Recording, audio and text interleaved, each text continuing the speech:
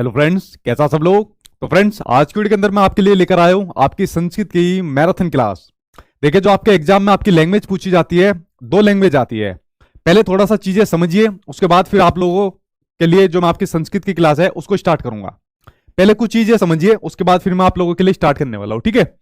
उसको थोड़ा सा समझिए। देखिए, एक सेकंड, थोड़ा बोर्ड कहा गया। पहले थोड़ा सा चीज आपको समझा देता हूं, उसके बाद फिर मैं आप लोगों के लिए चीजें स्टार्ट करने वाला हूं।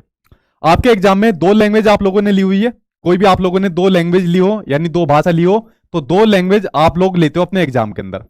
दो लैंग्वेज आपके एग्जाम में आती है 30-30 नंबर की, ठीक। और 30 नंबर ही आपके बटे होते हैं, आपके डिवाइड होते हैं। 15 नंबर में आपके आते हैं पैराग्राफ, यानी कि आपके गद्यांश और काव्यांश, और बाकी के 15 नंबर में आते हैं आपकी पेडागोजी।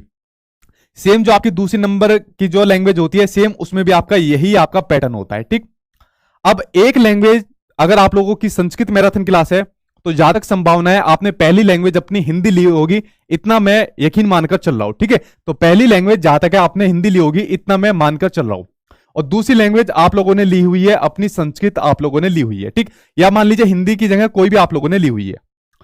जो भी आप लोगों की दो लैंग्वेज होती है, उसमें जो आपके चैप्टर होते हैं, कंसेप्ट होते हैं, टॉपिक होते हैं, वो बिल्कुल सेम होते हैं। उनमें बिल्कुल भी अंतर आप लोगों को देखने को नहीं मिलता है। सेम आपके भाषा अर्जन आपके और भाषा अधिगम दोनों ही आपके लैंग्वेज के अंदर आते हैं। सेम आपके जो भाषा के कौशल होते हैं, दोनों लैंग्वेज के अंदर आपके आते हैं। आपका जो आपके मातृभाषा बहुभाषिकता से क्वेश्चन आते हैं, दोनों के अंदर आपको देखने को मिलते हैं। आपके आकलन वगैरह से संबंधित क्वेश्चन दोनों के अंदर आपको देखने को मिलते हैं। और आपके एनसीएफ से जो आपके पॉइंट बनते हैं, वो भी दोनों के अंदर आपको देखने को मिलते हैं। कहने का मतलब है, अगर आपकी कोई भी दो लैंग्वेज आपकी होती है, तो सेम टॉपिक सेम चैप्टर होते हैं। बस आपका यह फर्क होता है, एक चीज आपकी हिंदी में पूछी जाती है और दूसरी चीज आपकी संस्कृत के अंदर पूछी जाती है। उसके अलावा कोई भी चेंज आपके एग्जाम में देखने को नहीं मिलता। तो 15 नंबर में तो यहां तो आपके गद्यांश काव्यांश यहां पर आएंगे, और 15 नंबर में गद्यांश और काव्यांश यहां पर आपको देखने को मिलेंगे। इनको करने के लिए कोई भी ऐसा तरीका नहीं है जो मैं आपको समझाऊं। इसके ऊपर पर्टिकुलर मैंने एक वीडियो भी बनाकर डाली थी कि ऑनलाइन आपको किस तरीके से सोल्व करना है। उसके बाद तो बस आप लोगों के लिए प्रैक्टिस बच जाती है। तो इसके लिए जितना प्रैक्टिस करें उतना ही बढ़िया रहेगा। और प्रैक्टिस कैसे करनी है? ऑनलाइन प्रैक्टिस करनी है, क्योंकि पेपर कैसा होगा? पेपर होगा आपका ऑनलाइन। तो जितना हो सके गद्यांश और काव्यांश की ऑनलाइन प्रैक्टिस करिए। वहां पर आपको गद्यांश और काव्यांश आ जाएगा स्क्रीन के ऊपर, ठीक है। तो ये जो मेरे वाले मॉक टेस्ट है, उस पर बच्चे कर भी रहे हैं प्रैक्टिस, तो आपके सामने गद्यांश और काव्यांश आ जाएगा। क्वेश्चन पढ़िए, गद्यांश काव्यांश के अंदर उसका आंसर ढूंढिए, उसको नेक्स्ट एंड सेव करिए, अगले के ऊपर बढ़ जाइए। तो उसके ऊपर जितना प्रैक्टिस करोगे उतना ही आप लोगों को सहूलियत होगी, आपको दिक्कत नहीं होने वाली। 15 नंबर और 15 नंबर फ्री के 30 नंबर है, इनके अंदर तो बच्चों को बिल्कुल भी दिक्कत नहीं होनी चाहिए। रही इसके अंदर आपकी जो बेसिक ग्रामर आपकी पूछी जाती है, पूरी ग्रामर आपको पढ़ने की बिल्कुल भी जरूरत नहीं है कि पूरी ग्रामर आप लोग पढ़ने बैठ जाओ, बट आपको बेसिक ग्रामर आपको पता होनी चाहिए, ठीक है। बेसिक ग्रामर के बारे में आपको जरूर पता होनी चाहिए। तो इसके ऊपर मैंने एक पर्टिकुलर वीडियो बनाकर डाली थी, क्योंकि जो आपके ग्रामर के क्वेश्चन पूछे जाते हैं, इन्हीं आपके गद्यांश और काव्यांश के अंदर से आपके पूछे जाते हैं। और मान के चलिए आपकी जो बेसिक ग्रामर के क्वेश्चन पूछे जाते हैं, अच्छे खास आपके पूछे जाते हैं, अगर मैं दोनों लैंग्वेज की आपकी बात करूं, तो एक वीडियो मैंने बेसिक ग्रामर के नाम से डाली हुई है यूट्यूब के ऊपर, उसको जाकर देख लो। एक वीडियो से आपका पूरा काम खत्म हो जाएगा। तो ये फ्री के 30 नंबर है, इन 30 नंबर को आप बिल्कुल मत छोड़िए। एक मोटा नंबर है आपका 30 नंबर का। ये हो गई आपके गद्यांश और काव्यांश की बात। अब बात करते हैं आपके 15-15 नंबर आपके पेडागोजी के। तो 15 नंबर की पेडागोजी में किसी भी एक लैंग्वेज को आप लोग पढ़ लो, तो उससे आपकी दूसरी लैंग्वेज ऑटोमेटिक आपकी कवर हो जाएगी। जैसे मैंने आपको हिंदी की मैराथन क्लास कराई थी, तो अगर आपने मेरी हिंदी की मैराथन क्लास देख ली, तो संस्कृत के जो आपके टॉपिक है, या जो आपकी लैंग्वेज दूसरी लैंग्वेज होती है, इंग्लिश होती है, XYZ कोई भी लैंग्वेज होती है, तो उसके टॉपिक आपके अपने आप ही आपके कवर हो जाते हैं, क्योंकि सेम टॉपिक आपके दिए होते हैं, ठीक। आई होप आप लोग मेरी बात को समझ गए होंगे कि दोनों लैंग्वेज के अंदर कुछ भी चेंज आपको देखने को नहीं मिलता है। दोनों के दोनों आपके लैंग्वेज सेम होती है। सेम गद्यांश काव्यांश आपके दोनों के अंदर आते हैं। सेम आपके पेडागोजी के चैप्टर आपको दोनों के अंदर आपको देखने को मिलते हैं, ठीक। तो ये बात मैंने आपको शुरुआत में बता दी कि कभी आप दोनों में सोचो कि दोनों के अंदर आपको कुछ चेंज आपको देखने को मिलता है। तो आज मैं आपको संस्कृत के भी आपको टॉपिक आपको कराऊंगा, सेम ही आपके टॉपिक होते हैं, बट मैं आपको यह कहूंगा कि आप लोग मेरी हिंदी की मैराथन क्लास जरूर देखना, क्योंकि उसको मैंने बहुत खोल के बताया हुआ है, उसको बहुत डिटेल में बताया हुआ है। और अगर आपने उसको देखा और इसको देखा संस्कृत वाली को, तो दोनों लैंग्वेज आपकी कवर हो जाएगी। और एक तरीके से मान के चलिए आपके 60 नंबर लैंग्वेज के आपके पूरे आपके कवर हो जाएंगे, जो आपके 30-30 नंबर के आपके बनते हैं। आई होप आप लोग मेरी बात को समझ गए होंगे, इसको आपने अच्छी तरीके से गांठ बांध लिया होगा। और इसके बाद अब मैं शुरू करता हूं आपकी मैराथन क्लास, जो आपकी संस्कृत की आपकी होने वाली है, ठीक। और इसके अलावा आप लोग चैनल को सब्सक्राइब कर लेना, क्योंकि अभी एक आपकी इंग्लिश की और एक आपकी सोशल साइंस वगैरह की आपकी मैराथन क्लास बचती है, तो उसको मैं कराऊंगा। तो आप लोग चैनल को सब्सक्राइब कर लेना। उसके बाद कुछ प्रैक्टिस सेट भी आप लोगों के लिए लेकर आने वाला हूं, जो मेन और इंपोर्टेंट क्वेश्चन आंसर है। हालांकि मैंने कुछ छोड़ा नहीं है अपनी तरफ से, कोई कसर छोड़ी नहीं है इंपोर्टेंट की, तो फिर भी मैं आप लोगों के लिए कुछ और लाने वाला हूं, तो आप लोग चैनल को सब्सक्राइब कर लेना। बाकी मॉक टेस्ट आप लोग मेरी वेबसाइट के ऊपर प्रैक्टिस करिए जितना हो सके। गूगल के ऊपर जाकर सर्च करिए sachinacademy.com, मेरी वेबसाइट आ जाएगी, वहां पर मॉक टेस्ट दिए हुए रजिस्ट्रेशन करके अपना मॉक टेस्ट आप लोग प्रैक्टिस करिए जितना भी हो सके, ठीक है। अब देखिए सबसे पहले क्या दिक्कत आती है बच्चों को, उसको ट्रांसलेशन करने की दिक्कत आती है। कुछ जो आपके संस्कृत के शब्द होते हैं, जो संस्कृत जो आपकी लिखी होती है, उसको कन्वर्ट करने में दिक्कत आती है हिंदी के अंदर। तो सबसे पहले मैं कुछ आपको महत्वपूर्ण शब्दों के बारे में बताऊंगा, इनके बारे में आप लोग जानिए, जिससे आपको संस्कृत से हिंदी कन्वर्ट करने में आपको आसानी रहेगी, आपको सहूलियत रहेगी, ठीक है जी। सभी को गुड इवनिंग, ठीक है, हाँ ठीक है, सभी को गुड इवनिंग, ठीक। देखिए इन शब्दों के ऊपर बात करते हैं एक एक करके, या तो आप लोग इनका स्क्रीनशॉट ले लीजिए, वरना जिन स्टूडेंट के पास मेरे नोट्स है तो ये शब्द ऑलरेडी मैंने उनके अंदर डाले हुए, आप लोग इनको देख सकते हो। देखिए अगर मैं बात करूं संस्कृत के वर्ड्स की, शब्दों के बारे में बात करूं, तो जैसे अस्थि लिखा होता है, तो अस्थि को हिंदी में बोला जाता है हा, किम को बोला जाता है आपका क्या बोला जाता है, सा को बोला जाता है आपका वह, यथा को बोला जाता है आपका जैसे, कथम को बोला जाता है आपका कैसे, ठीक। उसी तरीके से ना को बोला जाता है आपका नहीं, नास्ति को बोला जाता है आपका नहीं है, अहम को बोला जाता है आपका मैं, तोम को बोला जाता है आपका तू, और कहा को बोला जाता है आपका कौन, ठीक। तो जिन बच्चों के पास अगर मान लीजिए नोट्स नहीं है तो इनका स्क्रीनशॉट आप लोग ले सकते हो, और वरना नोट्स के अंदर ये सब चीजें मैंने डाली हुई है। उसके अलावा कुछ और शब्दों के ऊपर बात करते हैं, इनसे क्या होगा, जो संस्कृत आपके एग्जाम में पूछी जाती है, अगर आपको इन शब्दों की नॉलेज होगी तो आप लोग कन्वर्ट कर सकते हो संस्कृत से हिंदी में, आप लोग इजीली इनको कन्वर्ट कर सकते हो। बात करते हैं आपके आगे कुछ और शब्दों के बारे में बात करते हैं। जो आपका तथा होता है उसको कहा जाता है आपका वैसे, यदा को कहा जाता है आपका जब, संगात को कहा जाता है आपका समूह यानी कि आपका ग्रुप में, यति को कहा जाता है आपका की, यदि को कहा जाता है आपका अगर कहा जाता है। उसी तरीके से आपका सदा को कहा जाता है आपका हमेशा, पश्चात या फिर इसको पश्चात के नाम से भी जाना जाता है, ठीक है। इसको कहा जाता है आपका बाद में, सबसे ज्यादा पश्चात ही आपका बोला जाता है। से को कहा जाता है साथ, तेसी को कहा जाता है उनमें, और तहिम को कहा जाता है आपका तो, ठीक। इसका स्क्रीनशॉट ले सकते हो आप लोग चाहे तो। आगे बढ़ते हैं, आगे कुछ और देखते हैं, कुछ और शब्दों के बारे में। आगे आपके दिए हुए तवते, तवते को कहा जाता है आपका तेरा, मम को कहा जाता है आपका मेरा, जैसे कहा जाता है मम परिवार, मम विद्यालय है, इस तरीके से कहा जाता है, ठीक।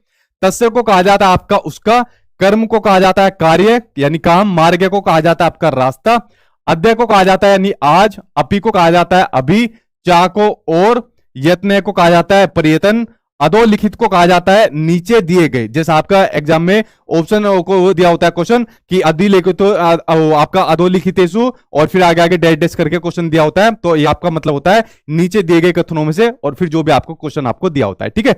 तो ये कुछ आपके महत्वपूर्ण वर्ड्स है, आपके कुछ महत्वपूर्ण शब्द है, जिससे आपको कन्वर्ट करने में आसानी रहेगी, संस्कृत से हिंदी में कन्वर्ट करने में आसानी रहेगी। जो भी आपका क्वेश्चन दिया होगा उसको आप लोग समझ पाओगे, इससे आपको आसानी रहेगी, और जो आपको ऑप्शन दिए होंगे उसको भी आपको समझने में आपको सहूलियत रहेगी इसके माध्यम से, ठीक है। तो यहां पर इनका स्क्रीनशॉट ले सकते हो, वरना नोट्स के अंदर मैंने ये चीज ऑलरेडी पहले से ही डाली हुई है, ठीक। तो यहां तक आप लोग समझ गए।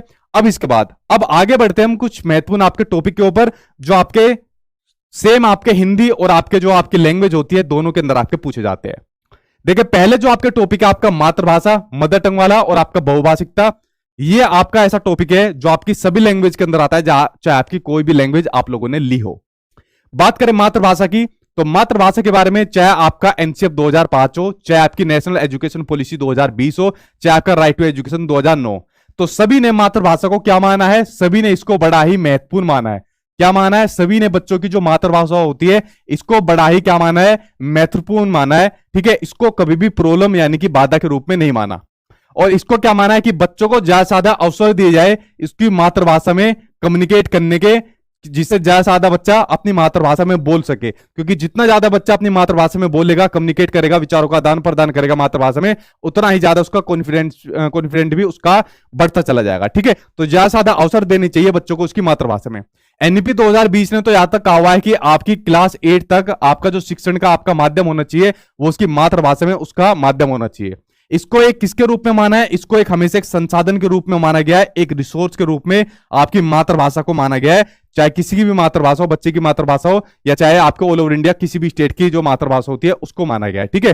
तो इसलिए कहा जाता है कि जो आपकी मतलब हमारे देश के अंदर जो हिंदी है उसको राष्ट्रभाषा कभी नहीं माना, उसको राजभाषा माना है। क्योंकि हिंदी को राजभाषा इसलिए माना है क्योंकि हिंदी से ज्यादा जो प्रेफरेंस दी गई है वो मातृभाषा दी गई है, ठीक है। तो इसलिए मातृभाषा को आपका महत्वपूर्ण माना गया है। उसके अलावा दूसरी चीज होती है आपकी बहुभाषिकता होती है। बहुभाषिकता का मतलब होता है जब आपकी एक क्लासरूम के अंदर अलग अलग भाषा वाले बच्चे पढ़ते हैं। भाई जैसा हमारा देश है तो हमारे देश के अंदर अलग अलग भाषा वाले लोग रहते हैं। कोई हिंदी बोलता है, तमिल बोलता है, कन्नड़ बोलता है, असमीज बोलता है, मराठी बोलता है। तो अलग अलग भाषा वाले लोग हमारे देश के अंदर रहते हैं। तो हमारी क्लासरूम का भी जो माहौल रहेगा कैसा रहेगा, वो भी अलग अलग भाषा वाला देखने को मिलेगा। तो बहुभाषिकता को भी ध्यान रखना है। इसको भी आपको क्या मानना है, इसको भी हमेशा आपको एक संसाधन के रूप में मानना है। कभी इसको आपको प्रॉब्लम नहीं मानना कि यार मुझे तो हिंदी बोलने को आती है तो मुझे भी क्लासरूम ऐसी चाहिए जहां पर ज्यादा हिंदी बोलने वाले बच्चे मिले, ठीक है। तो इसको भी आपको हमेशा एक संसाधन के रूप में आपको मानना है। जब अलग अलग भाषा वाले बच्चे क्लासरूम के अंदर आपको बैठने को मिलेंगे तो आपको क्या देखने को मिलेगा, उनका आपस में आदान प्रदान होगा। किसका, भाषा का आदान प्रदान होगा। आपस में वो एक दूसरे से बात करेंगे। जब आपस में एक दूसरे से बात करेंगे तो एक दूसरे की जो भाषा होगी उनका शब्दों का आदान प्रदान होगा, ठीक है। और जब शब्दों का आदान प्रदान होगा तो उनके शब्द भंडार में वृद्धि होगी। किसमें वृद्धि होगी, तो उनके शब्द भंडार में आपकी वृद्धि देखने को मिलेगी, ठीक है। एक दूसरे के शब्दों के बारे में वो लोग जानेंगे। जब शब्दों का और जब भाषा का आदान प्रदान होगा तो भाई उनके कल्चर यानी कि संस्कृति का भी आदान प्रदान होगा। तो यानी कि वो लोगों की संस्कृति का आदान प्रदान होगा तो संस्कृति का सम्मान भी करेंगे बच्चे आपस में। क्या काम करेंगे, संस्कृति का सम्मान भी वो आपस में एक दूसरे का करेंगे, ठीक है। तो ये बात आपको हमेशा ध्यान रखनी है कि जो बच्चे की मातृभाषा होती है, चाहे बच्चे की जो आप बच्चे की कह रहे हो, चाहे जो क्लास का जो आपका माहौल होता है वो आपका बहुभाषिकता होना चाहिए और आपका मातृभाषा से आपका भरपूर होना चाहिए, इससे परिपूर्ण आपका होना चाहिए। इन दोनों को ही आपको हमेशा एक रिसोर्स के रूप में, एक संसाधन के रूप में आपको मानना है, ठीक है। ये बात आपकी क्लियर होगी। चलिए बढ़ते हुए आपके इससे संबंधित आपके क्वेश्चन की ओर, जो सामने आपको अपनी स्क्रीन पर दिया हुआ है इसके ऊपर एक बार नजर डालते हैं। क्वेश्चन सामने आपको अपनी स्क्रीन पर आ गया, इसके ऊपर एक बार नजर डालते हैं। तो क्वेश्चन आपको दिया हुआ है कि निम्नलिखितेषु अष्टमी कक्षा पर्यंतम शिक्षण माध्यम विषय शिक्षा अधिकार अधिनियम 2009 इत्यस्मिन् का संस्तुति विद्यते। तो इसमें दिया हुआ है कि निम्नलिखित में से कि आठवीं कक्षा तक शिक्षण का माध्यम क्या होना चाहिए, राइट टू शिक्षा का अधिकार अधिनियम 2009 के अकॉर्डिंग, ये दिया हुआ है। तो पहला ऑप्शन इसमें दिया हुआ है कि अष्टमी कक्षा पर्यंतम यथासंभव मातृभाषा शिक्षण माध्यम आपका भवितु, कि आठवीं कक्षा तक जितना संभव हो सके मातृभाषा का माध्यम कैसा होना चाहिए, शिक्षा का माध्यम कैसा होना चाहिए, आपका मातृभाषा होना चाहिए। जो बात मैंने आपको शुरुआत में बताई कि क्लास 8 तक शिक्षा का माध्यम आपका कैसा होना चाहिए, आपका मातृभाषा आपका होना चाहिए, ठीक है। इस बात को आपका शिक्षा का अधिकार अधिनियम 2009 भी कहता है, एनईपी 2020 भी कहता है और आपका एनसीएफ 2005 भी कहता है। इस बात को इसका सबसे महत्वपूर्ण इसको माना है, ठीक है। अगला क्वेश्चन सामने इसी से संबंधित एक और आपको दिया हुआ है कि विद्यालय शिक्षायाम नीति रूपे बहुभाषीयता इत्यस्य को अर्थ हो, कि विद्यालय की नीति के रूप में बहुभाषिकता का क्या मतलब होता है वो आपको बताना है। पहला ऑप्शन इसमें दिया हुआ है कि सर्वे बालिका है मातृभाषायाम गृह भाषायाम विद्यालय अध्ययनम प्रारंभते, कि सभी बालक मातृभाषा या गृह भाषा के रूप में विद्यालय में अपना अध्ययन को प्रारंभ करते हैं। बिल्कुल सही बात है, हमने भी ऐसी प्रारंभ करा था। विद्यालय में कैसे प्रारंभ करा था, अपनी मातृभाषा में या घर की भाषा में। बात एक है, यानी मातृभाषा की बात हो रही है। यदा ते प्रगति कुर्वन्ति तदा अन्यसाम भाषाणाम वृद्धि कुर्वन्ति। इसने कहा है कि जो बच्चे होते हैं वो जब विद्यालय में अपनी भाषा का आरंभ करते हैं तो अपनी मातृभाषा में करते हैं, घर की भाषा में करते हैं। और जब वे प्रगति करना स्टार्ट कर देते हैं तो दूसरी भाषा में भी वृद्धि करते हैं, दूसरी भाषा को भी सीखना स्टार्ट कर देते हैं।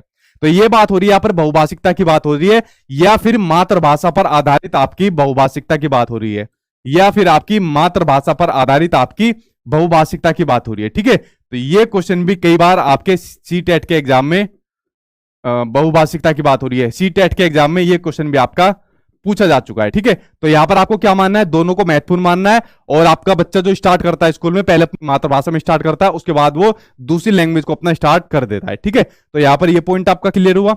बढ़ते अब आपके दूसरे टॉपिक की ओर, जिसके बारे में मैंने आपको पहले भी एक्सप्लेन करा था, आज दोबारा एक्सप्लेन कर रहा हूं। अगर आप लोगों ने हिंदी की मैराथन क्लास देखी होगी तो आप लोगों की आज रिवीजन हो जाएगी अच्छी खासी। जिन लोगों ने पहले हिंदी की क्लास देखी थी तो उनकी आज रिवीजन अच्छी खासी हो जाएगी, ठीक है। तो इसके ऊपर एक बार नजर डालिए। तो अगला सामने आपको अपनी स्क्रीन पर क्या दिख रहा है, अगला दिया हुआ है आपको कि भाषा अर्जन और भाषा अधिगम। देखिए पहले नजर डालते हैं भाषा अर्जन के बारे में, भाषा अर्जनम के बारे में। इतना अंतर होता है, एक जगह अर्जन एक जगह अर्जनम, तो ये अंतर आपको दिया होता है। तो भाषा अर्जन होती है जब किसी भाषा को प्राकृतिक रूप से सीखा जाता है, बिना किसी कठिनाई के, बिना किसी जटिलतापूर्ण के, एक नेचुरल प्रोसेस के रूप में सीखा जाता है, तो वो होती है आपकी भाषा अर्जन होती है। वो कौन सी भाषा होती है? वो होती है हमारी मातृभाषा। जैसे हमारी मातृभाषा, जैसे मेरी मातृभाषा मेरी हिंदी है, तो हिंदी को मैं एक प्राकृतिक रूप से सीख गया, बिना प्रयास करे अपने आप ही सीख गया हिंदी को, ठीक है, बिना किसी प्रयास करे अपने आप, मुझे किसी संसाधनों की भी जरूरत नहीं पड़ी। और आई होप आप लोग भी सब ऐसे सीख गए, आई होप क्या सीख गए आप लोग सब ऐसे सीख गए, ठीक है। तो मेरे परिवार में जो भाषा बोली जाती थी, या आप लोगों के परिवार में जो भाषा बोली जाती थी, उसका आप लोगों ने क्या काम करा? उसका आप लोगों ने करा अनुकरण, ठीक है। अनुकरण का मतलब होता है कॉपी करना, ठीक है, इसका मतलब होता है कॉपी करना यानी कि इमिटेट करना। तो इस भाषा का आप लोगों ने करा कॉपी। तो जो भाषा हमारे परिवार के अंदर बोली जाती थी उसका अनुकरण करके, कॉपी करके हम भी उस भाषा को सीख गए, जो हमारी मातृभाषा होती है, ठीक है। तो यही होता है आपका भाषा अर्जन होता है, जब किसी भाषा को यूं ही सीख लिया जाता है प्राकृतिक रूप से, ठीक है। तो यह भाषा सीखी जाती है, अपने परिवार से सीखी जाती है, प्राकृतिक रूप से सीखी जाती है, और ये आपकी सहज और स्वाभाविक होती है। और इसके अलावा लिख सकते हो सरल होती है, ठीक है। इसे सीखना बहुत आसान होता है। क्या इसको सीखने में आप लोगों को कोई दिक्कत हुई थी? कोई दिक्कत इसको आप लोगों को नहीं हुई। और ये अनौपचारिक रूप से सीखी जाती है। और इसके अलावा ये कौन सी होती है? हमारी मातृभाषा होती है, क्षेत्रीय भाषा होती है, या जिसको अपनी नेटिव लैंग्वेज के नाम से भी जाना जाता है, ठीक। ये हो गई हमारी भाषा अर्जन हो गई। उसके अलावा दूसरी होती है आपकी भाषा अधिगम होती है। भाषा अधिगम ये होती है आपकी, अगर किसी दूसरी भाषा को सीखने के लिए, अब यहां पर मातृभाषा के रूप में हमने अपनी हिंदी भाषा को सीख लिया। अगर मान लो हमें कोई दूसरी भाषा सीखनी है, दूसरी भाषा हमें चाइनीज सीखनी है, इंग्लिश सीखनी है, या कोई कोरियन भाषा सीखनी है, तो मान लीजिए अगर हमें कोई दूसरी भाषा सीखनी है, जो बात मैंने आपको पहले भी बताई थी हिंदी वाली क्लास में, इंग्लिश भाषा सीखनी है, तो इंग्लिश भाषा को सीखने के लिए हमें इंग्लिश के टीचर की जरूरत पड़ेगी, इंग्लिश की किताबों की जरूरत पड़ेगी, इंग्लिश के नियमों की जरूरत पड़ेगी। तो जब किसी भाषा को सीखने के लिए हमें संसाधनों की जरूरत पड़े, तो वो होती है आपकी भाषा अधिगम होती है, और ये होती है आपकी दूसरी भाषा होती है। क्योंकि प्रारंभिक भाषा कौन सी होती है? आपकी भाषा मातृभाषा होती है, और दूसरी भाषा आपकी भाषा अधिगम होती है। इसमें नियम की जरूरत पड़ती है, व्याकरण की जरूरत पड़ती है, इंग्लिश के टीचर की जरूरत पड़ती है, किताबों की जरूरत पड़ती है, यानी कि आपके संसाधनों की जरूरत पड़ती है, ठीक है। और उसमें संसाधनों की जरूरत नहीं पड़ती। और ये आपकी स्कूल से सीखी जाती है, और ये प्रयासपूर्ण आपकी जटिलतापूर्ण आपकी सीखी जाती है, और औपचारिक रूप से सीखी जाती है, और ये यूं ही सीख ली जाती है, ठीक है। तो ये होती है आपकी भाषा अर्जन, और ये आपकी भाषा अधिगम होती है, जिसके बारे में मैंने आपको बताया। 2 नंबर आपके एग्जाम में डेफिनेटली आपको दिलाएगी। 1 नंबर आपकी एक लैंग्वेज में, चाहे आपने हिंदी ली हो, और दूसरा नंबर आपकी संस्कृत में। तो ये 2 नंबर आपकी झोली में आपको दिलाने वाली है, भाषा अर्जन और आपका भाषा अधिगम का, आपका जो मैंने आपको कंसेप्ट बताया। अब देखिए इनसे संबंधित क्वेश्चन जो मैं सामने आपको अपनी स्क्रीन पर दिखा रहा हूं, इसको ऊपर एक बार नजर डाल लेते हैं। क्वेश्चन आपको दिया हुआ है कि भाषा अधिकरण से अर्थ अस्ति, कि भाषा अधिकरण का क्या अर्थ है।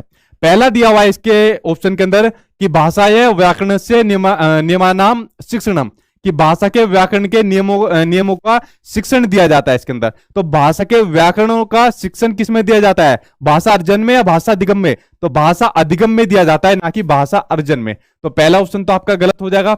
दूसरा है अनौपचारिक परिवेश अचेतन रूपे भाषा शिक्षणम, कि अनौपचारिक रूप से भाषा का शिक्षण दिया जाता है। बिल्कुल सही बात है। अनौपचारिक रूप से कौन सी भाषा सिखाई जाती है? आपकी भाषा अर्जन। और औपचारिक रूप से कौन सी भाषा सिखाई जाती है? भाषा अधिगम सिखाई जाती है। तो भाषा अर्जन की बात हो रही है, तो कौन सा हो जाएगा? आपका भाषा अर्जन हो जाएगा। सेकंड आंसर यहां पर आपका सही हो जाएगा। 2 नंबर आपके पक्के हो जाएंगे सीटेट के एग्जाम में, एक इस लैंग्वेज में और एक आपका दूसरी लैंग्वेज में, जैसे मान लीजिए आपने हिंदी ली है, ठीक। यहां तक बढ़ गए आप लोग। चलिए बढ़ते आपके अगले की ओर बढ़ते हैं। अगला आपका कौन सा आपका टॉपिक है? अगला टॉपिक आपका पढ़ने के प्रकार। ये भी आपका आज आपका दोबारा आपका रिपीट हो रहा है। पढ़ने के जो प्रकार होते हैं, ये क्या गया, पढ़ने के प्रकार के ऊपर डालते हैं एक बार नजर। जो जो आपके पढ़ने के प्रकार दिए हुए इसके ऊपर एक बार नजर डालते हैं, ठीक है जी। सही चल रहे भाई आप। पढ़ने के प्रकार के ऊपर एक बार नजर डालते हैं। देखिए पढ़ने का प्रकार एक होता है आपका स्किमिंग रीडिंग। स्किमिंग रीडिंग के अंदर मैंने बताया था आपको कि जो पढ़ने वाला होता है, जब वो किसी केंद्रीय उसका पढ़ने की सामग्री का केंद्रीय भाव और सार खोजने के लिए तेजी से पढ़ता है। भाई कोई चीज वो पढ़ रहा है, मान लीजिए न्यूज़पेपर को पढ़ रहा है, ठीक है। अगर कोई न्यूज़पेपर को पढ़ रहा है और उसका न्यूज़पेपर के अंदर वो किसी चीज का केंद्रीय भाव और सार खोजने के लिए तेजी से पढ़ रहा है, तो ये क्या हो जाएगा आपको? ये आपका हो जाएगा स्किमिंग रीडिंग हो जाएगा, ठीक है। यहां पर वो जो लेखक का जो उद्देश्य दिख रहा है उसके लिखने की व्यवस्था को समझना चाहता है, तो ये हो जाएगा आपका स्किमिंग रीडिंग हो जाएगा, ठीक है। दूसरा उसके अलावा हो जाएगा आपका स्कैनिंग रीडिंग हो जाएगा, ठीक है। कौन सा हो जाएगा? आपका स्कैनिंग रीडिंग हो जाएगा। यहां जो पाठक होता है किसी विशेष जानकारी को अगर पढ़ना होता है, ठीक है। अगर कोई विशेष जानकारी पढ़नी है, जैसे मान लीजिए कोई विशेष जानकारी चल रही है, जैसे न्यूज में आज कौन सी विशेष जानकारी चल रही है कि हिमाचल प्रदेश में सीएम कौन बन गया, तो कोई विशेष जानकारी अगर उसको पढ़नी है तो विशेष जानकारी को प्राप्त करने के लिए जब वाक्य को जल्दी जल्दी पार करता है कि हिमाचल प्रदेश का सीएम देख लूं और एमसीडी में कौन अपना मेयर बनने वाला है इसको जल्दी जल्दी देख लूं, तो जब इस तरीके से पढ़ता है तो आपका स्कैनिंग आपका रीडिंग हो जाता है। गहन पठन होता है जब बिल्कुल बारीकी से एक एक तरीके से पढ़ता है कि देखे एमसीडी में जो है मेयर कौन बनेगा, कितने सारे जो आपके मेयर वो बने, निगम पार्षद बने, कौन सा किस तरफ जाएगा, तो बिल्कुल बारीकी से एक एक चीज का जब विश्लेषण करके देखता है तो वो होता है आपका गहन पठन होता है। ठीक है, तो ये 3 पठन सबसे ज्यादा आपके मेन होते हैं जो मैंने आपको बताए। अब इनसे संबंधित जैसे क्वेश्चन सामने आपको अपनी स्क्रीन पर आ गया, इसके ऊपर आपके नजर डालते हैं। क्वेश्चन आपको दिया हुआ है कि श्रुति है घटना नाम सूचनार्थम पत्रिकाम पढ़ती, कि श्रुति घटना की सूचना के लिए पत्रिका को पढ़ती है। तस्याः पठनम किम कथ्यते, कि इस पठन को, इस पढ़ने को क्या कहोगे, स्कीमिंग कहोगे। स्कीमिंग की यहां पर बात नहीं हो रही। सो उद्देश्यम पठनम, किसी उद्देश्य के पढ़ने की बात हो रही है, नहीं उद्देश्य के पढ़ने की बात नहीं हो रही, किसी घटना को पढ़ने के लिए बात हो रही है। यहां पर मनोरंजन के पढ़ने की भी बात नहीं हो रही, या फिर स्कैनिंग की बात हो रही है, क्योंकि यहां पर श्रुति क्या हो रही है, किसी घटना की सूचना के लिए पढ़ रही है। तो यहां पर आपका क्या हो जाएगा, स्कैनिंग रीडिंग आपका आंसर, यहां पर 4th आंसर यहां पर आपका सही हो जाएगा। बढ़ते हुए आपके कुछ महत्वपूर्ण मनोविज्ञानिक की ओर जो आपके दोनों ही लैंग्वेज के अंदर आपको देखने को मिलते हैं, इनके ऊपर एक बार नजर डाल लेते हैं। ठीक है जी, सही चल रहे हो भाई आप लोग। हाँ, प्रैक्टिस इनकी ज्यादा से ज्यादा आप लोगों को करनी है, जितना प्रैक्टिस करोगे इनकी उतना ही बेनिफिट आपके एग्जाम में देखने को मिलेगा। ठीक है, देखिए आप कुछ महत्वपूर्ण मनोवैज्ञानिक पढ़ते हैं जो आपके दोनों ही लैंग्वेज के अंदर आपको देखने को मिलेंगे, एक आपकी दूसरी में और एक आपका इस वाली में संस्कृत में आपको देखने को मिलेंगे। तो आज दोबारा बताता हूं इनके बारे में। पहले बात करते हैं आपके नोम चोम्स्की के बारे में बात करते हैं। ठीक है, तो फोटो आपकी नोम चोम्स्की के साथ में आपको देखने को मिल रही है। नोम चोम्स्की ने कहा था कि जो बच्चे में भाषा सीखने की जो क्षमता होती है वो होती है जन्मजात क्षमता होती है। बच्चे में भाषा सीखने की कैसी क्षमता होती है, जन्मजात क्षमता होती है, यानी बच्चा भाषा सीखने की जन्मजात क्षमता के साथ पैदा होता है। ठीक है, सही बात कही थी यार, हम लोगों ने भाषा अपने आप ही सीख ली। आप लोग जितने वीडियो देख रहे हो, क्या आप में से कोई ऐसा है जिसने भाषा को सीखा है? कोई भी ऐसा नहीं है, अपने आप ही भाषा को सीख लिया, जैसे जो हमारी मातृभाषा होती है। तो ये वाली बात किसने कही? आपके नोम चोम्स्की ने कही। दूसरा पॉइंट ये निकल कर आता है जो नोम चोम्स्की ने कहा था कि जो भाषा जो सीखी जाती है वो सीखी जाती है एक डिवाइस की हेल्प से, जिसका नाम आपका LAD, लैंग्वेज एक्विजिशन डिवाइस, भाषा अधिग्रहण यंत्र। कि हमारे माइंड के अंदर, बच्चों के माइंड के अंदर एक डिवाइस होता है जिसका नाम होता है भाषा अधिग्रहण यंत्र, लैंग्वेज एक्विजिशन डिवाइस, जिसकी हेल्प से बच्चा क्या काम करता है, भाषा के जो आपके वो होते हैं व्याकरण के जो नियम होते हैं उनकी हेल्प से किसी भाषा को अपने आप ही सीख जाता है। यानी सार्वभौमिक जो आपका व्याकरण होता है उसका जो आपको नियम होते हैं वो किसने दिए? सार्वभौमिक व्याकरण के नियम किसने दिए? तो सार्वभौमिक व्याकरण का आपका नियम दिया आपके नोम चोम्स्की ने, कि हमारे माइंड के अंदर एक आपकी व्याकरण होती है और उसकी हेल्प से बच्चा किसी भाषा को अपने आप ही सीख जाता है। ठीक है, जब जन्म के साथ ही हमारे अंदर क्षमता होती है किसी भाषा को सीखने की, तो भाई सीखेंगे नहीं, अपने आप ही सीख जाएंगे। उसके अलावा एक बात इन्होंने ये भी कही कि इन्होंने 2 संरचनाएं बताई। 2 संरचनाओं के अंदर इन्होंने बताई थी, एक तो आपकी बताई थी सतही संरचना और एक बताई थी आपकी गहरी संरचना। ठीक है, सतही संरचना और आपकी गहरी संरचना। सतही संरचना के अंदर इन्होंने बताया था जो आपकी सरफेस लेवल है, इन्होंने बताया था कि इसमें बच्चा जो होता है वो शब्दों के बारे में सिर्फ जानकारी प्राप्त कर पाता है, लेकिन उनका मतलब नहीं पता होता बच्चों को उसके बारे में। जैसे मान लीजिए आप बच्चों से कहोगे पानी, ठीक है, तो बच्चों को पानी के बारे में पता होगा। बच्चों से कहोगे मम्मी या पापा, तो बच्चा इन शब्दों के बारे में जानता है बस, लेकिन इनके मीनिंग नहीं पता होते उसको। लेकिन जो गहरी संरचना होती है इसमें इनके अर्थ जानना शुरू कर देता है, जो शब्द होते हैं इसमें इनके अर्थ जानना बच्चा शुरू कर देता है। जितने भी पॉइंट आपके एग्जाम में आज तक के सीटेट का इतिहास है, आपके एग्जाम में आज तक भी जितने भी पॉइंट पूछे गए हैं आपके नोम चोम्स्की से संबंधित, और ऐसा हो ही नहीं सकता कि आपके एग्जाम में नोम चोम्स्की ना पूछे गए, वो यही पूछे गए कि जन्मजात भाषा सीखी जाती है, किसने कहा? नोम चोम्स्की ने। भाषा अधिग्रहण यंत्र का कंसेप्ट किसने दिया? चोम्स्की ने। सार्वभौमिक व्याकरण नोम चोम्स्की ने। और ये कभी कभार आपका पूछा जाता है सतही संरचना और आपका गहरी संरचना। ठीक है, तो ये वो पॉइंट है, और इससे बाहर आपका आज तक नोम चोम्स्की से संबंधित आपके एग्जाम में ना तो आया है और ना ही आएगा, इतनी मुझे पूरी संभावना है। ठीक है, तो ये बात हो गई आपके भाषा के संबंध में जो आपके नोम चोम्स्की के आपके विचार थे। ठीक, उसके अलावा दूसरे मनोवैज्ञानिक आपके आते हैं लेव वाइगोस्की, जिनका पूरा का पूरा सिद्धांत मैं आपको पढ़ा चुका हूं। सीडीपी की मैराथन क्लास देख लेना, पूरी की पूरी सीडीपी मैंने कवर कराई हुई है। उससे बाहर सीडीपी मुझे नहीं लगता आपके एग्जाम में आएगी, तो महामैराथन क्लास कराई हुई है, यूट्यूब पर जाकर सर्च कर लेना, CDP marathon class by Sachin sir डाल के देख लेना, वो मैराथन क्लास आ जाएगी, उसको देख लेना। ठीक है, तो उसके अंदर मैंने वाइगोस्की का आपका सामाजिक सांस्कृतिक सिद्धांत, सोशो कल्चरल थ्योरी पूरी कराई हुई है। लेकिन भाषा के संबंध में जो इनके विचार थे उसको बता देता हूं। इन्होंने सबसे महत्वपूर्ण आपके तीन चीजों को माना था, सोसाइटी को, कल्चर को, और तीसरा किसको माना था, भाषा को माना था। किसको माना था, भाषा को सबसे महत्वपूर्ण माना था। इन्होंने कहा था कि सबसे पहले आपकी भाषा आती है और उसके बाद क्या आता है, आपका चिंतन आता है। ठीक है, चिंतन को इन्होंने दूसरे नंबर पर माना और पहले पर आपकी भाषा को माना ना। उसके अलावा एक इन्होंने प्राइवेट स्पीच का कंसेप्ट दिया था।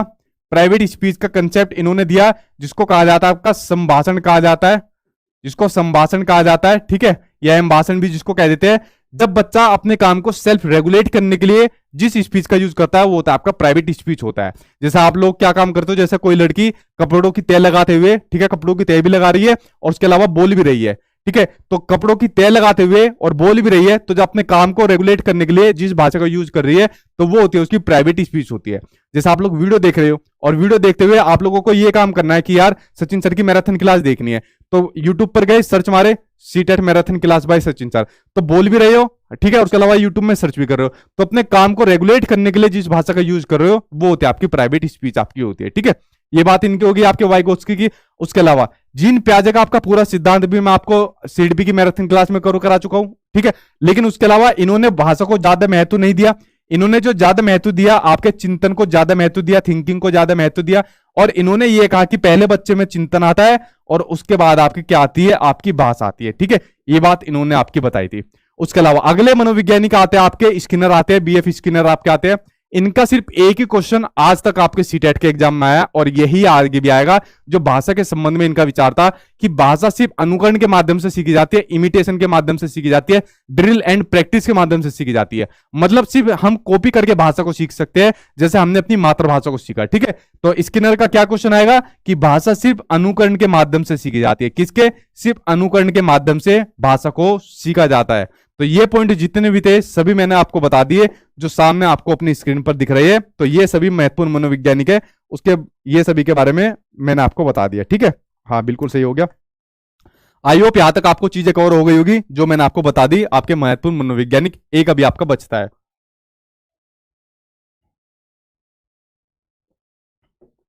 और ये डेफिनेटली आएंगे आपके एग्जाम में। ऐसा हो ही नहीं सकता कि आपके एग्जाम में ये आपको देखने को ना मिले। ठीक, आगे बढ़ते हैं। एक और आपके मनोवैज्ञानिक जिन्होंने बहुत धूम धड़ाका मचाया पिछली बार आपके एग्जाम के अंदर, ऑनलाइन एग्जाम के अंदर। ये भाई साहब बहुत चोरी चुप के आते थे। ठीक है, और इंग्लिश के अंदर आपके कभी कभी पूछ ले जाते थे, लेकिन पिछली बार इन्होंने बहुत धूम मचाई थी। ठीक है, हिंदी के अंदर पूछे गए, इंग्लिश के अंदर आए, संस्कृत के अंदर आए और खूब पूछे गए। तो मैंने हिंदी वाली क्लास में भी इनको बताया था, आज दोबारा रिपीट कर देता हूं, आपकी रिवीजन भी हो जाएगी। एक बार इनको शॉर्ट में देख लीजिए। ये मनोवैज्ञानिक आपके स्टीफन क्रेसन, जो आपके अमेरिका के हैं, और जिन्होंने आपका सिद्धांत दिया था आपका एसएलए का। कौन सा, एसएलए का, सेकेंड लैंग्वेज एक्विजिशन का, यानी द्वितीय भाषा अर्जन का। किसका, यानी कि आपका द्वितीय भाषा अर्जन का इन्होंने सिद्धांत दिया था। किसका, द्वितीय भाषा अर्जन का इन्होंने सिद्धांत दिया था। अब देखिए, पहली भाषा को तो बच्चा अर्जित कर लेता है, जो हमारी मातृभाषा है भाई, जैसे मेरी मातृभाषा आपकी मातृभाषा है, उसको तो बच्चा अर्जित कर लेता है अपने आप ही। लेकिन इन्होंने कहा कि बच्चा जो दूसरी भाषा होती है उसको भी एक्वायर कर लेता है। जैसे मान लो हमारी मातृभाषा हिंदी है तो उसको तो बच्चा अर्जित कर लेता है। अब मान लो कोई दूसरी भाषा है, संस्कृत है मान लो दूसरी भाषा, लेकिन बच्चा दूसरी मातृभाषा को भी एक्वायर कर लेगा। तो ये बात भी पॉसिबल है भाई। मान लो अगर उसको सही एनवायरमेंट मिल गया, मान लो घर के अंदर कोई एक ऐसा आदमी है जिसको संस्कृत अच्छी खासी आती है, तो उसको सही एनवायरमेंट मिल गया, या यूट्यूब पर कोई ऐसा मिल गया जिसको फॉलो करता है, तो वो संस्कृत को भी एक्वायर कर सकता है। तो ये वाली बात कही आपके स्टीफन क्रेसन ने, ये वाली बात कही।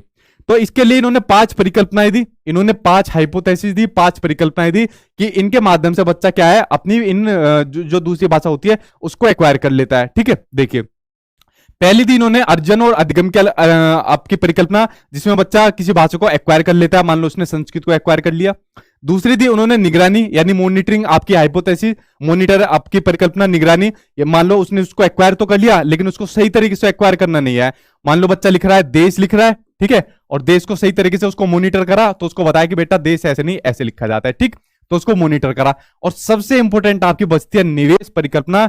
इसके ऊपर लगाओ, वेरी वेरी इंपॉर्टेंट, जो आपके एग्जाम में आपको सबसे ज्यादा आपको देखने को मिलता है। ठीक है, निवेश परिकल्पना। इसमें इन्होंने कहा कि बच्चों को ऐसे निवेश दिए जाए, ऐसे इनपुट दिए जाए जो आपके बोधगम्य हो। कैसे हो, जो आपके बोधगम्य हो।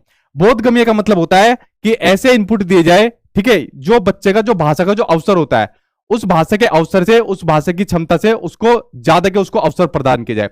अब मान लो उसके घर के अंदर कोई ऐसा आदमी है जिसको संस्कृत आती है और बच्चे ने उससे उस संस्कृत को एक्वायर कर लिया, तो बच्चे की भाषा का लेवल यहां पर रहता।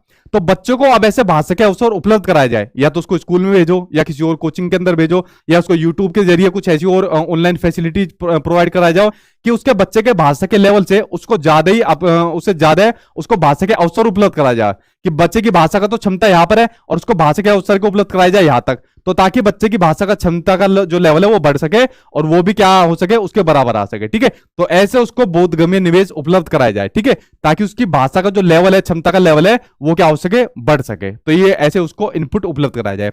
भावात्मक फिल्टर, यानी बच्चा को जो है इमोशनली रूप से सीखेगा, तो बच्चा क्या होना चाहिए, मोटिवेटेड होना चाहिए, ताकि बच्चा जो है उस भाषा को एक्वायर कर सके। ये नहीं बच्चा टेंशन के अंदर है, फ्रस्ट्रेटेड है, ऐसा नहीं होना चाहिए। और बच्चा प्राकृतिक रूप से सीखता है किसी भाषा को, ये नहीं आपने उसको टेंशन में दे दिया, प्रेशर डाल दिया, नहीं, प्राकृतिक रूप से उस भाषा को सीखेगा। ठीक, तो ये आपके स्टीफन क्रेसन से संबंधित 5 परिकल्पनाएं थी, और सबसे महत्वपूर्ण आपकी ये वाली है जो सबसे ज्यादा आपके एग्जाम में पूछी गई और पूछी जाती है।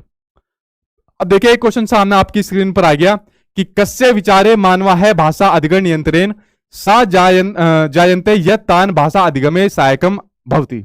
अब देखो इसके अंदर सिंपल एक वर्ड आपको देखने को मिल रहा है, भाषा अधिग्रहण नियंत्रण। भाषा अधिग्रहण नियंत्रण की बात हो रही है, एलईडी की बात हो रही है, यानी कि लैंग्वेज एक्विजिशन डिवाइस की बात हो रही है। तो भाई किसने दिया था, आपका ऑप्शन पढ़ने की जरूरत पड़ेगी। भाषा अधिग्रहण नियंत्रण की किसने बात करी थी, आपके नोम चोम्स्की ने बात करी थी। तो आंसर क्या हो जाएगा, थर्ड आंसर यहां पर आपका सही हो जाएगा। ठीक है, चलिए बढ़ते हैं आपके अगले क्वेश्चन की ओर। अगला क्वेश्चन सामने आपकी स्क्रीन पर आ गया, ये रहा आपका नेक्स्ट क्वेश्चन। निम्नलिखितेषु, देखो आगे ना निम्नलिखितेषु, इसलिए मैंने आपको शुरुआत में क्या काम करा था, संस्कृत के जो आपके मेन वर्ड थे, ठीक है, तो उनको पहले मैंने आपको हिंदी में एक्सप्लेन करा था। जो स्टूडेंट अभी नहीं जुड़े हैं तो शुरुआत से वीडियो को देख लेना, आपको शुरुआत से बहुत हेल्प करने वाली है वीडियो। ठीक, तो निम्नलिखितेषु का शब्दावली वाइगोत्स्की इत्स्य सामाजिक सांस्कृतिक सिद्धांतेन सा संबंध नास्ति। ठीक है, और नास्ति का मतलब क्या होता है, आपका नहीं है। इसमें पूछा गया है कि निम्नलिखितेषु यानी निम्नलिखित में से कौन सी शब्दावली वाइगोत्स्की के सामाजिक सांस्कृतिक सिद्धांत से संबंध नहीं रखती है। तो भाई सोशल इंटरेक्शन रखती है, तो ये बताई थी इन्होंने अपने सिद्धांत के अंदर कि बच्चा जो होता है समाज से, सोसाइटी से इंटरेक्ट करके सीखता है। स्कैफोल्डिंग के बारे में इन्होंने बताया था कि जो टेम्परेरी सपोर्ट दी जाती है, तो अपने एमकेओ के द्वारा, जो मोर नॉलेजेबल आपके पर्सन होते हैं, तो ये आपने इस सिद्धांत के अंदर बताया था। जोनो प्रोक्सिमल डेवलपमेंट के बारे में इन्होंने बताया था। भाषा अधिग्रहण नियंत्रण के बारे में नहीं बताया था, ये आपके नोम चोम्स्की ने बताया था। तो आंसर यही आपका सही हो जाएगा। ठीक है, चलिए बढ़ते अब आपके नेक्स्ट की ओर। अगला देखिए क्या दिया हुआ है, इसके ऊपर एक बार नजर डालते हैं। अगला दिया हुआ है आपको कि भाषा शिक्षण है अवबोध निविष्टि। ठीक है, अब आ गया यहाँ पर अवबोध निविष्टि आ गया, जिसको आपका निवेश भी कहा जाता है। ठीक है, जिसको आपका निवेश भी कहा जाता है। अवबोध निविष्टि इति अवधारणा केन प्रतिपादितम। यहां पर दिया हुआ है कि जो भाषा शिक्षण में अवबोध निविष्टि है, यानी कि निवेश परिकल्पना है, इसके अवधारणा का प्रतिपादन किसने किया था। तो भाई सिंपल सा आप लोग बता सकते हो, निवेश परिकल्पना यानी कि आपकी अवबोध निविष्टि है, किसने दी थी, आपकी अवबोध बोल दो, या फिर आपका निवेश बोल दो, या फिर आपका बोधगम्य बोल दो। अब तो समझ में आ गया होगा बोधगम्य से। तो बताओ किसने दी थी, आपके ये दी थी, आपके स्टीफन क्रेसन ने दी थी। तो आंसर क्या हो जाएगा, आपका सेकंड सही हो जाएगा, कि जो भाषा की, जो बच्चे की जो भाषा का क्षमता होती है, उससे ज्यादा उसको भाषा के अवसर उपलब्ध कराए जाए। ठीक है, ये होता है आपका बोधगम्य निवेश होता है आपका। ठीक, चलिए बढ़ते हुए आपके अगले टॉपिक की ओर। अगला टॉपिक देखिए क्या होता है, आपका भाषा कौशल होता है। ये भी आपको 2 नंबर दिला के कम से कम जाएगा, एक आपका संस्कृत में और दूसरा आपका जो भी आपकी दूसरी लैंग्वेज होगी। मान लीजिए आप लोगों ने हिंदी ली है, तो आपको हिंदी में आपको लेकर जाएगा। ठीक है, सर संस्कृत पढ़ा रहे हो या मनोविज्ञान पढ़ा रहे हो, भाई एक काम करना, जब पेपर आएगा ना, और पेपर के अंदर जब आपको क्वेश्चन देखने को मिलेंगे, तब पता चलेगा संस्कृत पढ़ा रहे हैं या मनोविज्ञान पढ़ा रहे हैं। ठीक, आपके जो मनोवैज्ञानिक है, जो आपके वाइगोत्स्की हो गए, स्टीफन क्रेसन हो गए, नोम चोम्स्की हो गए, इन्होंने भाषा पर जो अपने विचार रखे थे, वो क्वेश्चन आपके एग्जाम में आते हैं। ठीक है, जो मैं पढ़ा रहा हूं, अगर आपके एग्जाम में आपको देखने को ना मिले ना, तो एग्जाम के बाद मुझे बता देना है। ठीक है, तो अभी पढ़ते रहो, आंख बंद करके पढ़ते रहो, जो मैं आपको पढ़ा रहा हूं। पेपर आने तो सामने, और उसके बाद मुझे बताना अगर ना मिले तो पेपर के अंदर। ठीक है, या फिर एक काम करो, प्रीवियस ईयर के क्वेश्चन पेपर उठाओ और उसके अंदर देखना, अगर ये सब चीज आपको अपने एग्जाम के अंदर ना देखने को मिले। ये मैं आपको सीडीपी नहीं पढ़ा रहा हूं, ये आपकी सब लैंग्वेज का ही आपका हिस्सा है जो मैं आपको पढ़ा रहा हूं। ठीक, आपको इसका मतलब सिलेबस की अभी जानकारी नहीं है, जो आपका सीटेट का सिलेबस है, इसलिए कहते हैं पहले सिलेबस को देखो, सिलेबस देखने के बाद फिर प्रीवियस ईयर के क्वेश्चन को देखो और फिर पढ़ना स्टार्ट करो। आप क्या काम करते हो, सीधे पढ़ना स्टार्ट करते हो जो भी आपको पढ़ाया जाता है। ये सबसे गलत टेक्निक होती है पढ़ने की। ठीक, तो उल्टा काम करते हो आप लोग पढ़ने का। अब देखिए, अब इसके ऊपर नजर डालते हैं, भाषा कौशल के ऊपर नजर डालते हैं। तो भाषा के कितने कौशल मैंने आपको बताए थे, हिंदी वाले के अंदर भी 4 कौशल आपको बताए थे, सुनना, बोलना, पढ़ना और लिखना, ये 4 कौशल मैंने आपको बताए थे। अब देखिए, आज मैं आपको क्या पढ़ा रहा हूं, आज मैं आपको पढ़ा रहा हूं संस्कृत के बारे में आपको पढ़ा रहा हूं। तो संस्कृत में जो मैं आपको पढ़ा रहा हूं, जो मैं अपने विचारों को आपको अभिव्यक्त कर रहा हूं, किसके माध्यम से कर रहा हूं, वो मैं आपको अभिव्यक्त कर रहा हूं, एक तो बोलकर, एक कैसे कर रहा हूं, एक तो बोलकर, ठीक है, और क्या काम कर रहा हूं, लिखकर, ठीक है। तो बोलना और लिखना ये भाषा के कैसे कौशल है, ये भाषा के कौशल है आपके अव्यक्तात्मक कौशल, जिनको आपके उत्पादक कौशल भी बोला जाता है, या फिर उत्पादकम कौशल बोल सकते हो आप लोग इसको संस्कृत के अंदर, ठीक है। जब अपने विचारों को बोलकर और लिखकर अभिव्यक्त किया जाता है तो ये होता है भाषा के आपके अव्यक्तात्मक यानी कि उत्पादक कौशल, इसको बोला जाता है। इंग्लिश में इनको प्रोडक्टिव स्किल के नाम से भी इनको जाना जाता है, ठीक है। उसके अलावा या फिर इनको वाचन या फिर लेखन कौशल के नाम से भी आप लोग लिख सकते हो। उसके अलावा जो चीज मैं आपको पढ़ा रहा हूं, जो चीज मैं आपको अभिव्यक्त कर रहा हूं, उसको आप लोग ग्रहण कैसे कर रहे हो, ठीक है, उसको आप लोग ग्रहण कर रहे हो। जो मैं चीज आपको बोल रहा हूं उसको सुन रहे हो मेरी आवाज को, और सुनने के साथ साथ जो मैं चीजें लिख रहा हूं उसको पढ़ रहे हो। तो सुनना और पढ़ना, ठीक है, सुनना और पढ़ना, ये होते हैं भाषा के गणनात्मक कौशल। कौन से होते हैं, भाषा के गणनात्मक कौशल। तो ये होते हैं आपके भाषा के चारों कौशल, एक होता है भाषा के अभिव्यक्तात्मक कौशल और दूसरे होते हैं आपके गणनात्मक आपके कौशल होते हैं, जो मैंने आपको बता दिए, ठीक है। तो इनके ऊपर आप लोगों की नजर डल गई, हाँ बिल्कुल सही बात है। तो ये चारों क्वेश्चन हो गए आपके। अब देखिए, इनके बारे में मैंने आपको कई बार बताया हुआ है, जो सबसे ज्यादा पॉइंट आपके एग्जाम में आते हैं कि ये क्या होते हैं, आपस में अंतर संबंधित होते हैं। ये जो चारों कौशल होते हैं आपस में अंतर संबंधित होते हैं और एक दूसरे पर इनका प्रभाव देखने को मिलता है इन चारों कौशल का। और कभी भी आपके एक क्रम से नहीं सीखे जाते। क्या होते हैं, कभी भी एक क्रम से, एक सीक्वेंस से आपके चारों कौशल नहीं सीखे जाते, एक साथ सीखे जाते हैं लेकिन एक क्रम से नहीं सीखे जाते, ठीक है। तो ये बात आपको हमेशा ध्यान रखनी है। उसके अलावा बढ़ते हुए आपके एक क्वेश्चन की ओर, बड़ा सिंपल सा क्वेश्चन लिया हुआ है। एक मुझे संस्कृत के अंदर मिला नहीं कोई भी क्वेश्चन, कोई बड़ा सा क्वेश्चन मिलता तो आपको बताता, लेकिन आपको समझ जाना चाहिए। जैसे क्वेश्चन दिया हुआ है कि उत्पादक कौशलम अस्ति, कि उत्पादक कौशल कौन से, यानी कि अभिव्यक्तात्मक कौशल कौन से होते हैं, तो आपके संभाषणम और लेखनम, ये आपके कौन से उत्पादक कौशल होते हैं। तो सिंपल सा क्वेश्चन था जो मैंने आपको बता दिया। बढ़ते हुए आपके एक शिक्षण विधियों के बारे में बात करते हैं, जो आपकी हिंदी में आती है, आपकी संस्कृत के अंदर भी आती है। इनके बारे में भी एक एक करके बात कर लेते हैं, आपकी शिक्षण विधियों के बारे में। तो इनके ऊपर एक बार नजर डाल लेते हैं, ठीक है जी। सही है। एग्जाम कब होगा आपके, जल्दी एडमिट कार्ड आपका आने वाला है, जिन बच्चों का पहली शिफ्ट के अंदर होगा उनका आने वाला है, ठीक। विधियों के बारे में बात करते हैं। सबसे पहले पढ़ते हैं आपकी व्याकरण अनुवाद विधि, ठीक। व्याकरण अनुवाद विधि, जिसको आपकी शास्त्रीय विधि या जिसको प्राचीन विधि के नाम से भी जाना जाता है, ठीक है। पुरानी विधि है आपकी, ये प्राचीन विधि है, पुरानी विधि है, शास्त्रीय विधि के नाम से जाना जाता है। इसमें क्या होता है, किसी दूसरी भाषा का व्याकरण पहले पढ़ाते हैं। मान लो आपको दूसरी भाषा सीखनी है संस्कृत, क्या सीखनी है आपको दूसरी भाषा संस्कृत सीखनी है। मुझे लगता नहीं आप में से कोई जितने वीडियो देख रहे हैं कोई संस्कृत भाषा सीखेगा, कुछ लोगों को छोड़ के। अगर आपको कोई दूसरी भाषा सीखनी है संस्कृत, तो दूसरी भाषा संस्कृत सीखने के लिए पहले आपको इसका व्याकरण सीखना पड़ेगा, पहले आपको इसका ग्रामर यानी कि पहले आपको इसका व्याकरण सीखना पड़ेगा। दूसरी बात, संस्कृत सीखने के लिए इसमें बोलने पर ज्यादा जोर नहीं दिया जाता है, कम्युनिकेट करने पर जोर नहीं दिया जाता। किस पे, इसमें जो होता है इसमें आपका बोलने पर जोर नहीं दिया जाता, ठीक है। इसमें लिखने और आपका पढ़ने पर जोर दिया जाता है। किसको, लिखो और पढ़ो, जितना लिखोगे जितना पढ़ोगे उतना ज्यादा आपको सीख जाओगे। यार ऐसा पॉसिबल थोड़ी है, जब तक बोलेंगे नहीं तो सीखेंगे कैसे। तभी तो इसलिए कहा जाता है इसको पुरानी विधि, शास्त्रीय मेथड कहा जाता है। बोलने से ही तो आएगी भाषा जो आएगी, ठीक है। तो इस विधि में यह काम किया जाता है। इस विधि में अनुवाद का सहारा लिया जाता है। किसका, इस विधि में अनुवाद का यानी कि ट्रांसलेशन का सहारा लिया जाता है। मान लो संस्कृत के अंदर कोई भी वाक्य कह दिया कि यह मेरा परिवार है, ठीक है, तो उसको क्या काम करेंगे, मान लो संस्कृत में कुछ भी बोल दिया तो उसको ट्रांसलेशन करेंगे पहले हिंदी के अंदर। तो इसमें अनुवाद का सहारा लिया जाता है मातृभाषा के अंदर। तो ये वाली होती है आपकी कौन सी, आपकी व्याकरण अनुवाद विधि होती है, ठीक। उसके अलावा अगली होती है आपकी प्राकृतिक विधि होती है, नेचुरल मेथड होती है। इसमें बोलने पर फोकस किया जाता है, ठीक। कहा गया सुनने और बोलने पर फोकस किया जाता है। इस विधि में मान लो संस्कृत सीखनी है तो पहले संस्कृत को सुना और फिर बोला, सुना बोला सुना बोला।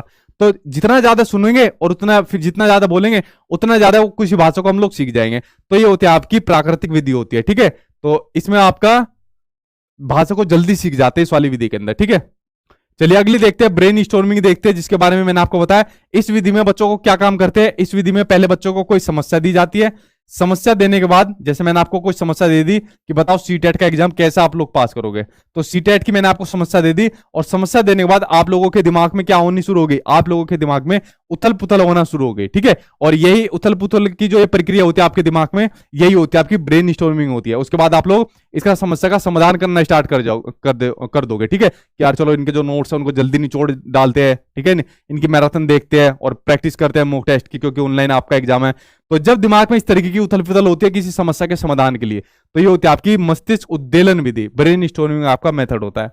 अगली विधि होती है आपकी प्रत्यक्ष विधि, जिसको डायरेक्ट मेथड के नाम से जाना जाता है, जिसके बारे में मैंने आपको पहले भी बताया था। तो प्रत्यक्ष विधि के अंदर क्या होता है, किसी भाषा को डायरेक्ट रूप से सीखा जाता है, यानी प्रत्यक्ष रूप से किसी भाषा को सीखा जाता है, ठीक है। वो कैसे सीखा जाता है, मान लो अगर आपको किसी भाषा को सीखना है, मान लो अगर आपको संस्कृत भाषा सीखनी है, ठीक है, अगर आपको संस्कृत भाषा सीखनी है, ठीक है, और आपको हिंदी भाषा आती है और आपको सीखनी है संस्कृत भाषा, तो आप लोग कहां चले गए, आप लोग चले गए हिमालय की पहाड़ियों में चले गए। कहां चले गए आप लोग, नहीं हिमालय की पहाड़ियों में नहीं चले गए। इंग्लिश का एग्जाम्पल सबसे बढ़िया रहेगा, इंग्लिश का एग्जाम्पल सबसे बढ़िया रहेगा। आप लोगों को इंग्लिश भाषा सीखनी है, ठीक है, और आपको आती है हिंदी भाषा आती है, तो अगर किसी को इंग्लिश भाषा सीखनी है तो वो यहां पर दूसरे देश में चला गया इंग्लिश भाषा सीखने, तो यहां पर क्या काम करेगा, इनके साथ रहना शुरू कर देगा कुछ टाइम पर, इनके साथ रहना शुरू कर देगा कुछ टाइम पर। जब वो इनके साथ 2 महीने 4 महीने कुछ रहना शुरू करेगा, तो कुछ महीने के बाद वो इनकी भाषा को समझने लग जाएगा और कुछ महीने के बाद थोड़ा बहुत बोलना भी शुरू कर देगा। तो आप लोग देखोगे कुछ महीने के बाद जब हम इनके साथ रहना शुरू करेंगे, बोलना शुरू करेंगे, तो हमको इंग्लिश भाषा समझनी भी शुरू हो जाएगी और बोलनी भी आनी शुरू हो जाएगी। आप लोग एक बात नोटिस करोगे कि यहां पर मातृभाषा का कोई भी स्थान नहीं है। किसका, मातृभाषा का कोई भी स्थान नहीं है। क्यों, क्योंकि यार गोरों को हमारी भाषा खुद नहीं आती, तो हमने इस वाली भाषा को डायरेक्ट सीख लिया, सीधा गोरों के ऊपर अटैक कर दिया, भाई हमें अपने साथ रख लो और मतलब हमें को ये वाली भाषा सीखनी है, तो उनके साथ रहना शुरू कर दिया, भाषा को सुनना शुरू करा और बोलना शुरू कर दिया, ठीक है। ये होती है आपकी डायरेक्ट मेथड यानी कि प्रत्यक्ष विधि, ठीक। अब देखिए एक क्वेश्चन सामने आपकी स्क्रीन पर आ गया, इसके ऊपर एक बार नजर डालिए कि अधस्नेषु कस्मिन् विधौ मातृभाषाया व्यवधानम न अपेक्षते, कि निम्नलिखित में से किस विधि में मातृभाषा का व्यवधान का मतलब होता है बाधा, ठीक है, निम्नलिखित में से किस विधि में मातृभाषा को बाधा नहीं बनाया जाता, वो आपको बताना है। अभी मैंने आपको बताया कि किस विधि में मातृभाषा को व्यवधान यानी बाधा नहीं बनाया जाता, डायरेक्ट मेथड में यानी कि प्रत्यक्ष विधि में डायरेक्ट रूप से सिखा देते हैं किसी भाषा को। मैंने आपको बताया हुआ है, अगर मान लो आपको संस्कृत भी आपको सीखनी है, आपको इंग्लिश सीखनी है, कोरियन सीखनी है, जापानी सीखनी है, कुछ भी आपको सीखनी है, उन लोगों के साथ रहना शुरू कर दो, 2-3 महीने रहना शुरू कर दो, 4-5 महीने रहना शुरू कर दो। उन लोगों के साथ जब आप रहना शुरू कर दोगे, ऑटोमेटिकली आपको वो वाली भाषा आनी शुरू हो जाएगी, ठीक है। और वहां पर मातृभाषा की कोई जगह नहीं है, क्योंकि उन्हें खुद हमारी मातृभाषा नहीं आती, ठीक है। तो ये होती है आपकी प्रत्यक्ष विधि होती है, यानी कि आपकी डायरेक्ट मेथड होती है, ठीक। बढ़ते अब आपके अगले एक और क्वेश्चन की ओर, जो आपका इसी से संबंधित है। अगला क्वेश्चन आपका कठोर अभ्यास है निम्नलिखितेषु कस्य मुख्य पद्धति अस्ति, कि कठोर अभ्यास निम्नलिखित में से किसकी मुख्य पद्धति है वो आपको बताना है। समग्र भाषा पक्ष है नहीं, संप्रेषणात्मक पक्ष है आपकी नहीं, व्याकरण अनुवाद विधि की है, किसकी, व्याकरण अनुवाद विधि की है, जिसमें किसी भाषा का ग्रामर पहले सिखाया जाता है और बोलने की जगह किस पर फोकस किया जाता है, बोलना नहीं होता इस विधि के अंदर, लिखो और पढ़ो, ये होता है आपका व्याकरण अनुवाद विधि के अंदर, आपकी कठोर अभ्यास कराया जाता है इसके अंदर, ठीक। अगला बढ़ते हैं भाई, आपका अगला सामने आपको स्क्रीन पर आ गया, इसके ऊपर एक बार नजर डालते हैं।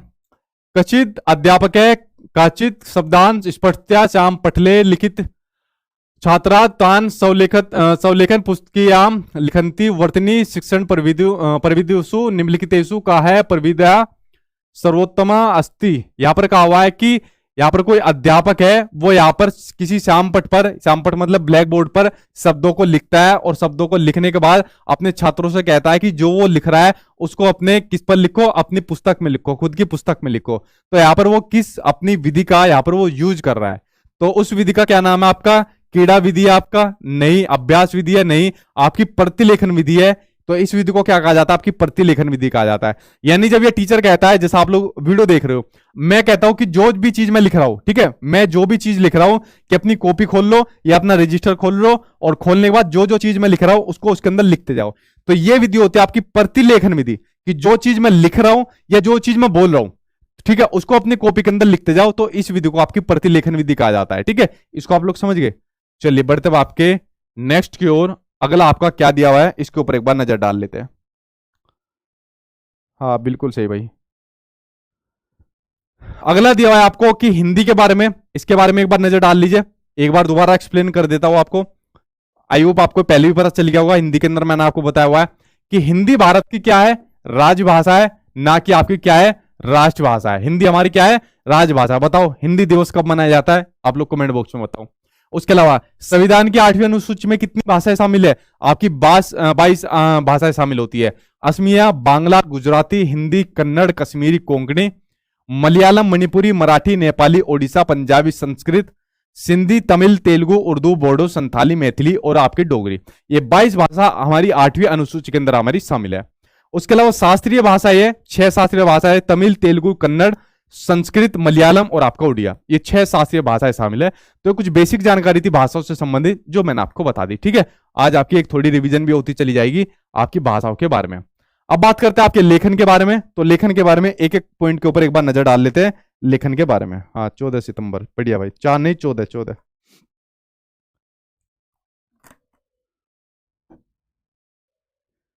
गुड इवनिंग सर, मोबाइल पर मॉक टेस्ट कर सकते हैं, प्लीज एडवाइस दे। हाँ, मोबाइल पर कर सकते हो मॉक टेस्ट, ठीक है, लेकिन अपने एग्जाम से पहले कंप्यूटर पर जरूर करना, ठीक।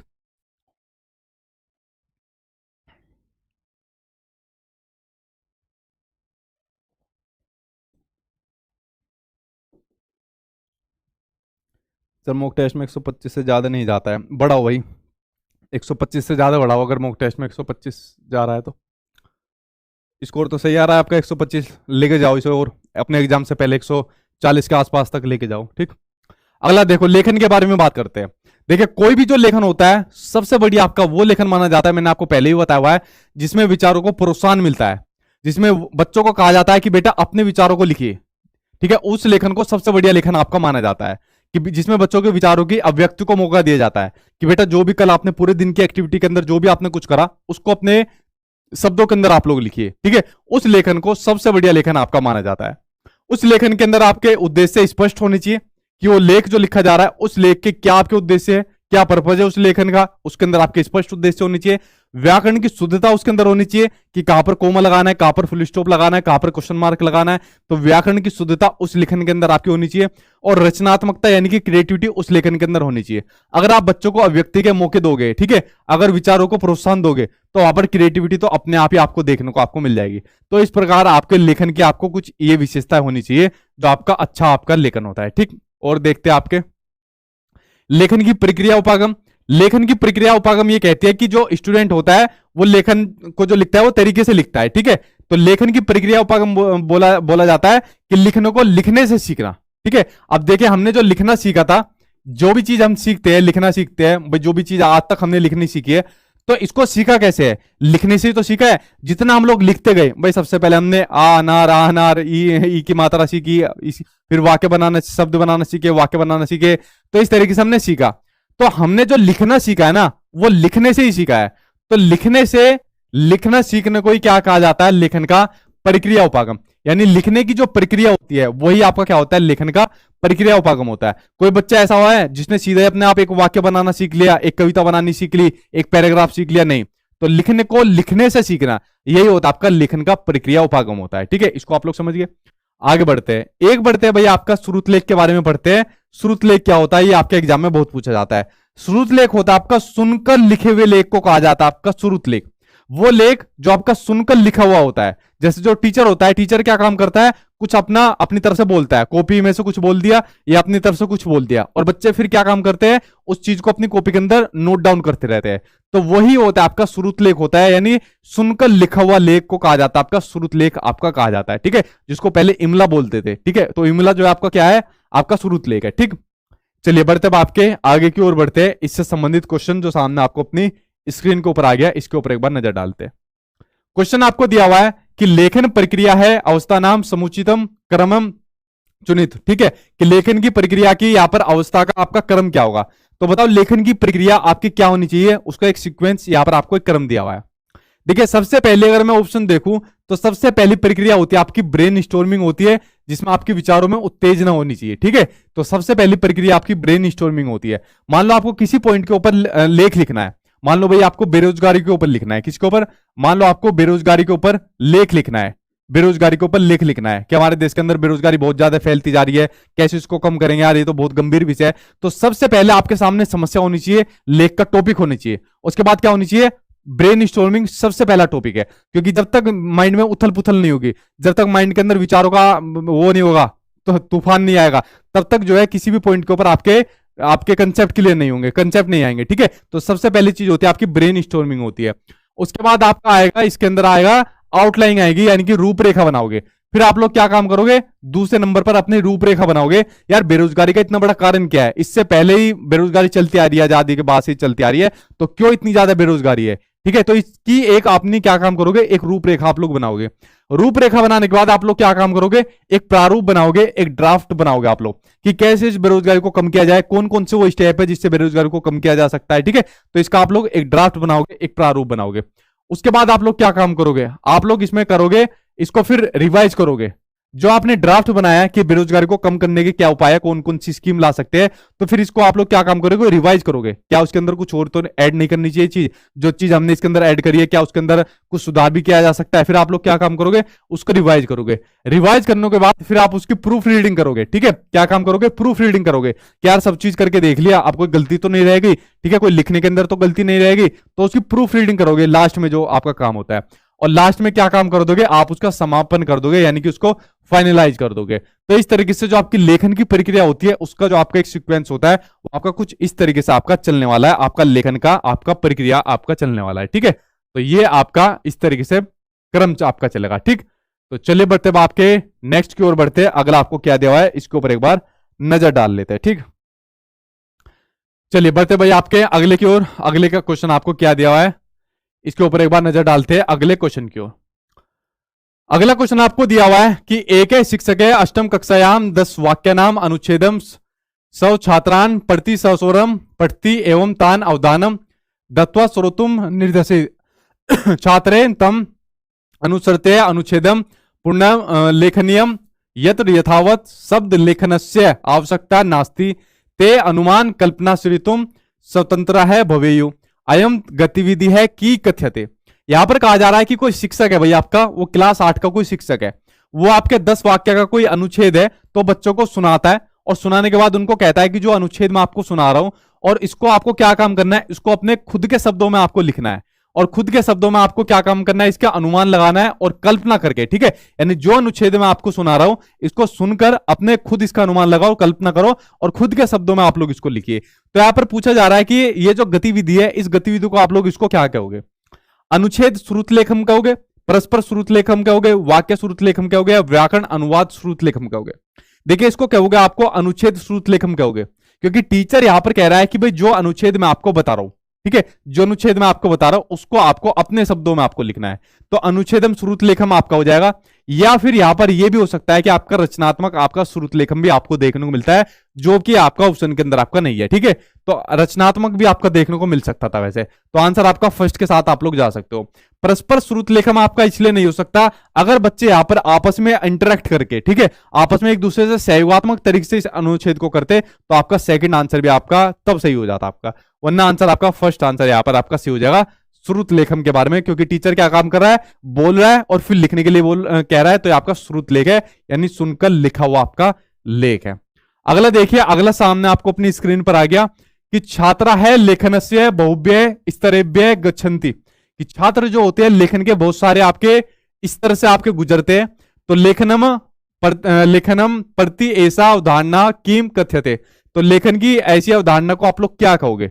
जो बच्चे होते हैं वो लेखन के कई सारे आपके स्तर से गुजरते हैं, भाई गुजरती है लेखन के कई सारे स्तर से। अब जब बच्चा स्कूल के अंदर आता है, पहले क्या काम करता है, इस तरीके से बनाता है कुछ उल्टी चीज, ठीक है, यानी इस तरीके से करता है, यानी सबसे पहली चीज क्या करता है आपकी स्क्रिबलिंग करता है, ठीक है, क्या काम करता है स्क्रिबलिंग, यानी कि घसीटा मार, तो इस तरीके से करता है कुछ, ठीक है।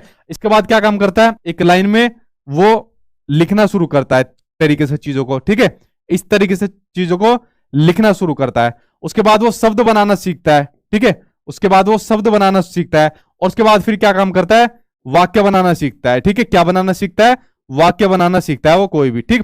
तो इस तरीके से बच्चा क्या काम करता है, लेखन की कई सारी प्रक्रियाओं से एक छात्र गुजरता है। सबसे पहले वो स्क्रिबलिंग करता है, फिर इस तरीके से अपनी जो है प्रक्रिया से होता हुआ गुजरता जाता है।